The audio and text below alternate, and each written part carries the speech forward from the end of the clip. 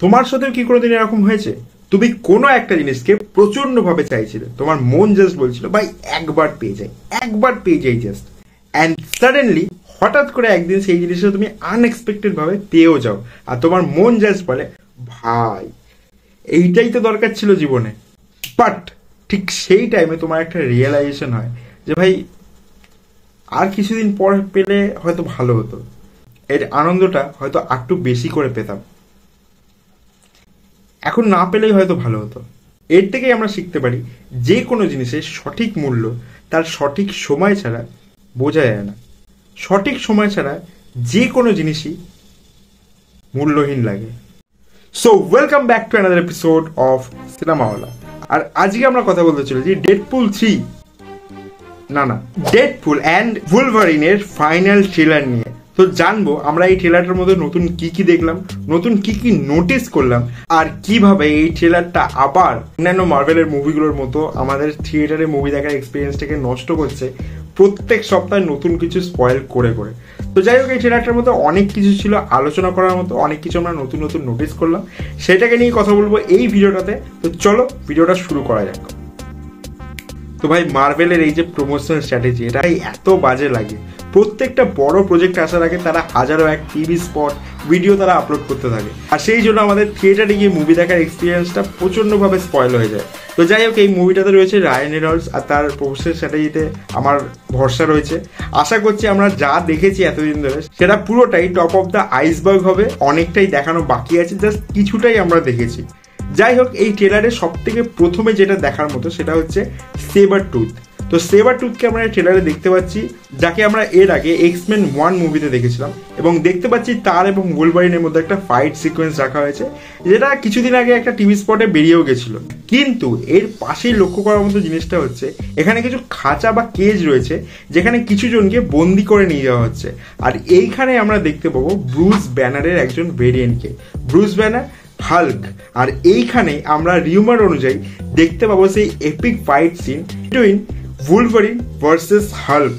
তো ভাই এই সিনটা এপিক হতে চলেছে, আর এইটা মুভিতে থাকবেই, কোনো চিন্তা করো না, এই জিনিসটা তুমি দেখতে পাবে, অবশ্যই দেখতে পাবে।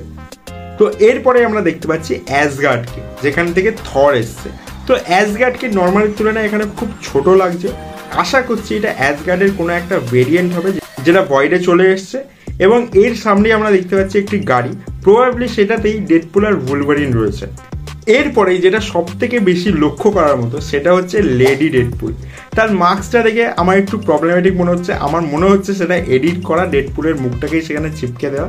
সেটা মুভিতে গিয়ে আমরা অন্য কিছু দেখতে চলেছি, অবশ্যই সেটা এখানে আমরা বুঝতেই পারছি আমাদেরকে ধোকা দেওয়ার জন্য হয়েছে।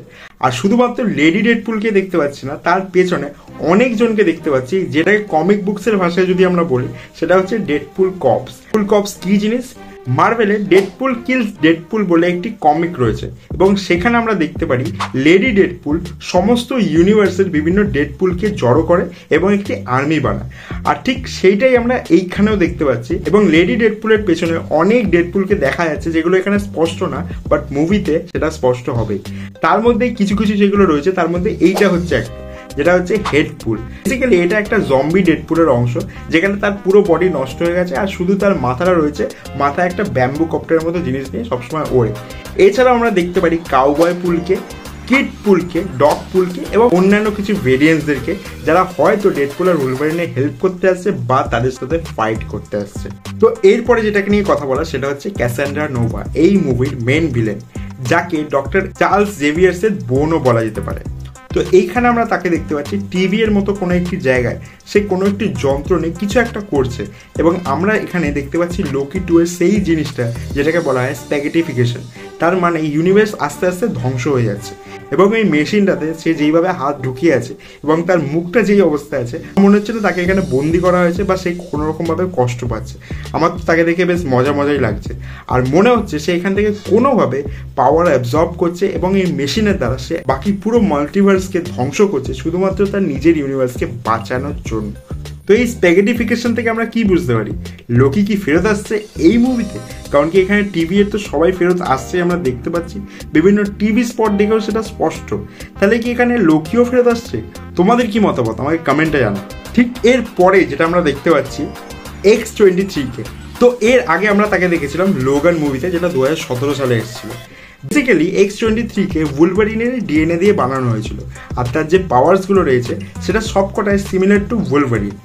আর উলভারিনকে সে শেষে নিজের বাবা হিসাবেও মেনে নিয়েছিল, বাট আনফর্চুনেটলি লোগান মুভিতে উলভারিন মারা যায় এবং তার ক্যারেক্টারটা এখানে সেই লোগান মুভি থেকে এসেছে বলে মনে হচ্ছে। আর এইখানে আমরা দেখতে পারি ডেডপুল খুব খারাপভাবে উলভারিনকে মানাতে চেষ্টা করে যে অ্যাটলিস্ট সে তার সাথে কাজ করুক, কারণ সে একটি ছবি দেখায় যেখানে 9 জন রয়েছে, যেই 9 জন ডেডপুলের লাস্ট আপন 9 জন, আর সে যে কোনোভাবে তাদেরকে বাঁচাতে চায়, আর যে কোনোভাবে তাদেরকে বাঁচানোর জন্য উলভারিনই তার একমাত্র সাহায্য করতে পারে।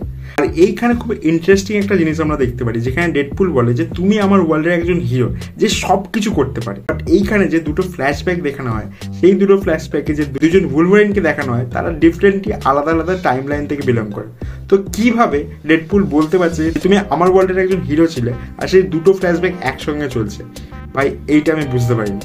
ডেডপুল তো তাকে বোঝায় যে তুমি ভাই সবকিছু করতে পারবে, তুমিই পারবে আমার ইউনিভার্সকে বাঁচাতে, আমার হেল্প করো, নাহলে সবকিছু ধ্বংস হয়ে যাবে।